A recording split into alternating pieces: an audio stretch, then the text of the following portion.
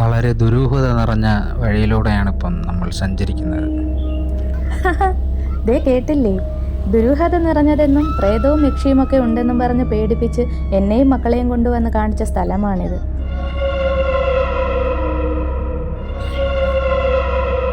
200 വർഷങ്ങളോളം പഴക്കം ചെന്നൊരു കൊട്ടാരം.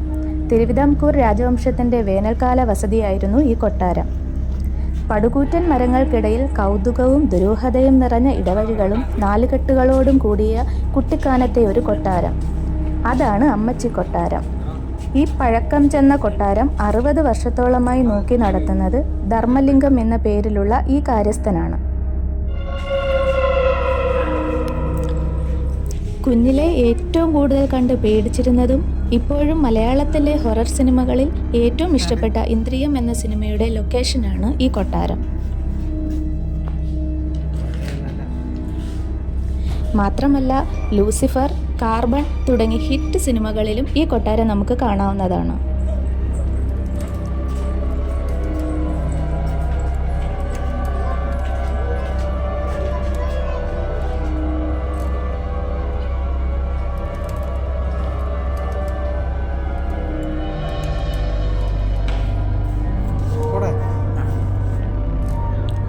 കൊട്ടാരത്തിന് മുന്നിലുള്ള ഈ പടുകൂറ്റൻ മരങ്ങളും വീശുന്ന തണുത്ത കാറ്റും വല്ലാത്തൊരു അന്തരീക്ഷം തന്നെ മനസ്സിൽ സൃഷ്ടിക്കുന്നു.